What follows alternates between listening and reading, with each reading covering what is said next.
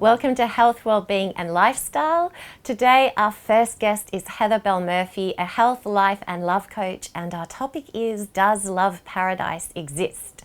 Welcome Heather to the show, and please tell me, does love paradise exist or is it just a fantasy? I think absolutely love paradise can exist, and I think it depends on, really importantly, of course there's several factors, but really importantly, creating a safe space for love communication, particularly when we come across love bumps. So things like, what I've really found when I've been coaching men, and I've come across this several times working with different male clients of different ages, where we may have all, I think a lot of women, we've had that experience where a man is angry and we can't work out why they're angry, and it's actually because they're experiencing what's really under it is vulnerability, and anger often caps feeling vulnerable for men, particularly in the past, where a man may have been instilled with growing up, be a brave boy, put a brave face on it, stop crying. So what do men do then if they've had that kind of learning and that cap put on their emotional expression? They become angry. So this is a really super skill for women to embody, which is to, when a love bump arises, not take it personally. Listen. We don't have to respond, or we can respond in a, let me think about that, darling. Give me some time to think, give me some time to process it. Is this actually pertaining to us or to me? Or is that person just simply feeling vulnerable and being a bit, volatile at that time? So the way you communicate, and I think this comes into my rules of engagement, so that love doesn't become a battleground, where everybody ends up being injured and bloody. So knowing what your rules of engagement are, like even if I bring something to you and it may be a bit bumpy, I'm still going to try and say it gently, and still try and be kind. Now, of course, if somebody has just hit their thumb with a hammer and they're going to explode, well, just let them explode. And of course, people tend to say uncomfortable things when they're in that heightened emotional state, when they're hungry, angry, lonely, tired, HALT, great acronym. So when that happens, you tend to just, if your partner is Vesuvius, just let them blow. Let them blow off steam. In fact, when my partner has classically been a bottler, bless him, so I know that he's feeling particularly safe with me because he comes and he blows his stack to me. Now, I can choose my response because I'm grown up and I'm also responsible, for my response. So if I'm ever a bit offhanded or I raise my voice, even though I feel that I may be right, I apologize because I've spoken out of turn. As we practice, and this is a skill like anything else, as we practice it, we tend to get better at it. And so, again, it's part of that skill set for Love Paradise, a long, sustainable, juicy, intimate love. And I can tell it works because he wants to bring me more and more things. Could you please elaborate on what a love bump is for our viewers? There's a big difference between love handles and love bumps. Both are great things. Both are great opportunities to grow. Love bumps arise as a natural consequence of, two people coming up close and personal together for a long time. And what you'll actually find, like any challenge, just like the tide going out, it's actually negotiating the love bumps when they arise. Those bumpy times, when we're vulnerable, when we're angry, when we might be going through a time of loss, a time of grieving. And so we may not be showing up with our best selves in relationship. Now hopefully that's the time when one of us is going to step up. and be there as the rock of support for the other person. And my partner and I joke about this, where it's like you're on that drive and you can't quite find out where you're going. And he hates that because that's part of his masculine thing, and he's an amazing driver, navigator of Melbourne. And so when we can't find somewhere, he will tend to get a bit tense. And I know that's my time to just zip it. If he wants my help, he'll ask for it. And I just sit back and I just enjoy the ride until he says, "Darling, can you get the Melways out?" Or, "Darling, can you Google Map this?" Or, "I think, can you check that the address that we have is correct?" Now, we're both very clear about our love paradise destination because we both love being in it, and we want to make that as sustainable as possible. So, of course, we follow our rules of engagement, particularly when it comes to love bumps or when one of us is in a bit of a vulnerable situation. Well, thank you for that. And do you have any tips for our viewers?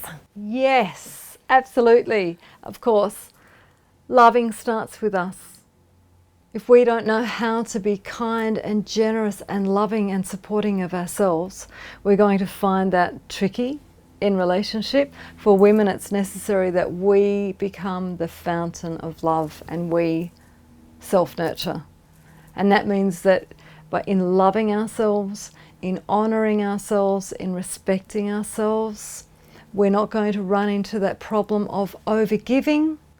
And overgiving is a sure way to end up being taken for granted. And also, and this is a real kicker, it tends to kill his inspired masculinity, which is where he wants to keep giving to us, and having us receive those gifts. So that's a really, really big thing. And the other thing is, of course, heal, eat, love, pray to stay balanced in our daily life every day in every way. Thank you so much, Heather. If anyone wants more information on Heather Belle Murphy or our topic today, does love paradise exist? You can find her webpage on our website, healthwellbeingandlifestyle.com.au. Now please stay with us and we'll be right back after the break. Stay tuned. After the break, naturopath, lecturer and author Michèle Wolff will be talking about, are bloating and irritable bowel syndrome curable?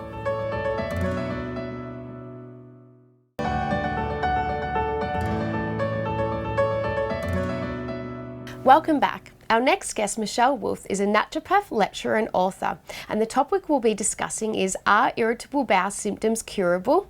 Welcome, Michèle. Hi, Megan. So, what is the cause of irritable bowel symptoms? It can be many causes, and I'll also just describe the symptoms because they can be very varied. So irritable bowel is a broad term that can cover alternating constipation and diarrhea, bloating, excessive wind, and pain and cramping in the gut. Some people may be diagnosed with irritable bowel and tend more to constipation, others may have diarrhea. So there can be several different symptoms involved. Yes, it's definitely curable once the cause has been found. So there's lots of different causes to irritable bowel. So it can be, for example, a type of pathology, which could be an overgrowth of bacteria, abnormal bacteria, like streptococcus or enterococcus. It could be an overgrowth of a parasite, it could be overgrowth of a fungus, it could be an intolerance or an allergy to a particular food. It can be simply stress that causes it, or a lack of a nutrient that is used up due to stress, like magnesium, which is a relaxant to the gut. And it could be due to a lifestyle where there's, for example, a truck driver who sits for hours, or somebody that has a lot of shift work and they're changing hours. That can cause problems with the gut and a lot of discomfort and bloating. And it can be something more serious that needs to be investigated. Like people can have bloating when they've got ovarian cancer. That's an extreme example, but these things are not to be overlooked. So I would normally ask a lot of questions to define what I think that the cause is. And there can also be a problem with the upper digestion. So if somebody's not producing enough digestive enzymes or bile from their gallbladder or hydrochloric acid, or they've got small intestine bacterial overgrowth, which is higher up, then that can lead to irritable bowel symptoms as well. So it's quite varied, but they can all be cured if they have the right medicine. So irritable bowel is curable? Yes, it's definitely curable. So once we found out what the cause is, if you're intolerant to wheat, it may be taking the wheat out, allowing the bowel to heal, giving specific herbs and remedies, and then there may be a time that you can bring wheat back in, as long as there's not something more serious like celiac disease, which can cause irritable bowel as well. That can be masked as it as well. If there is a parasite infection diagnosed, then we will use specific herbs for specific parasites. So we may use wormwood or garlic or Artemisia annua, black walnut, there is a pomegranate, there's a whole range of herbs depending on which parasite there is, and the herbs need to be tailored by a naturopath. I wouldn't go out and take them yourself, because it's a certain amount of meals and the prescription is quite defined. If it's a fungus, we would use herbs like golden seal podarco, horopito, to name a few, and they would be given for a certain amount of time along with a diet that starves out fungus, and along with correcting the microbiome. So just like you have healthy soil with good healthy bacteria and then your plants grow really strong, we want to have healthy flora and fauna in the gut, and then the parasites don't come in the first place. Also, if you've got really healthy hydrochloric acid in your stomach, that's one of your first lines of defences. So if somebody has a lettuce leaf with a parasite egg on it and they chew that, and you've got good amounts of hydrochloric acid, that will kill it off in the stomach. If they don't, then it passes into the bowel and then can hatch into a parasite. So it's having all the defences in place. Also, the intestine is 70 to 80% of our immune system. So we want that to be really healthy so that the immune system also fights off things like fungus and bacteria and parasites. So it's all curable through lifestyle and through managing stress, through certain herbal medicine and certain nutrients. And guidance with lifestyle practices from somebody like myself. And if I think it's something more complicated, I'll refer to a doctor. That's such good information, thank you. So do you have any extra tips for our viewers? Yes. So if you're having something bitter or sour with most of your meals, you'll be helping to stimulate your good digestive juices, which is preventative for a start. Eat calmly, eat sitting down, avoid eating when you're stressed, because that can lead to more bloating and more irritable bowel. And it doesn't hurt to miss a meal or two if you're really stressed. Just wait till you're really calm. Obviously, if you're ongoingly not nourishing yourself, there's a problem. But a few hours or a few days is no problem. Having the spices which I have mentioned before, like fennel, ginger, cardamom, peppermint as digestive spices to strengthen the gut, really helps. And if you're going overseas to a foreign country where you may pick up a parasite, take a really good non-refrigerated probiotic with you and ask your naturopath what you can take with you to both prevent and treat parasites, so that you can sort of knock it on the head quicker. And then if you're living a healthy, balanced lifestyle with good food, lots of rest, good fluid, healthy relationships, then your own system will be in balance to ward these things off. Sometimes it's when we get out of balance that we get more prone to things like irritable bowel. That's such valuable information, Michèle. If you'd like to know more about Michèle Wolff and irritable bowel symptoms, please go to Michèle's webpage on our website, healthwellbeingandlifestyle.com.au. And after the break, we have another interesting guest with another interesting topic.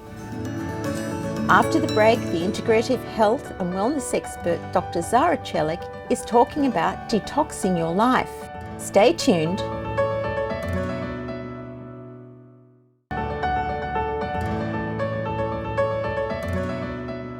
Welcome back, and we have Dr Zara Celik back with us today, our integrative health and wellness expert, and she's talking to us about detoxing your life.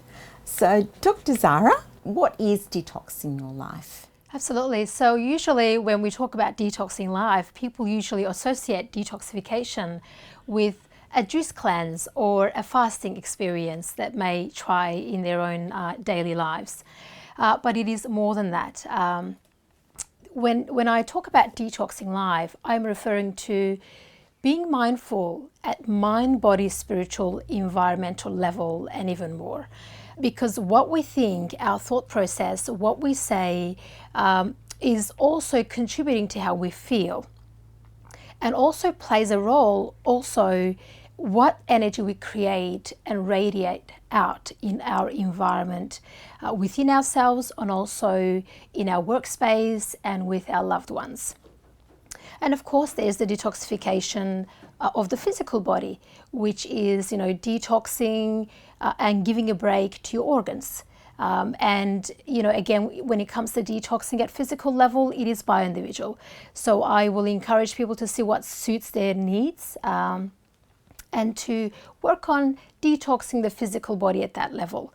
But having said that though, our body, our organs are always detoxing for us, but it is important that we support our detoxification organs. And some of the organs that are involved in detoxification is our liver, our gut health, our gut itself, the digestive tract, our skin, skin pores, if they're open with sweating, and through the sweating we are also detoxing. So body is very intelligent at what it does on its own, but it is a great idea, something that I suggest people to really clean the skin clean. The skin pores are clean, so then the body is detoxing efficiently through the skin pores as well.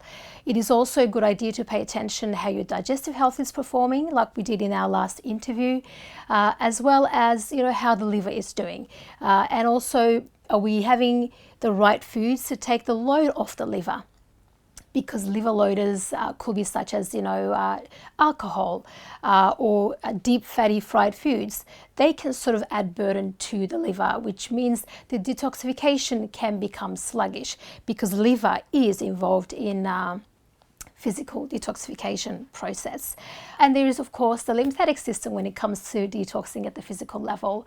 And the lymphatic system can need a bit of that boost time to time. So getting a nice regular lymphatic drainage massage can also help and support the lymphatic system as well as the physical detoxification system as well.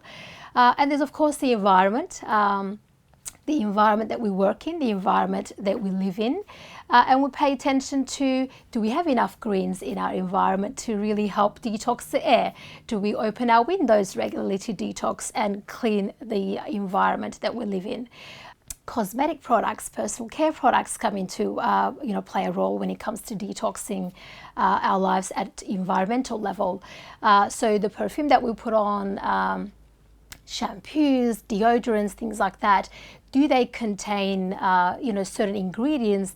They can disrupt our endocrine system. It can put a burden on the hormones and create that internal imbalance in the hormonal health. So that those sort of those will be the things that I will recommend people to pay attention when it comes to detoxing environment, as well as our cleaning products at home, in our kitchen, for our bathrooms.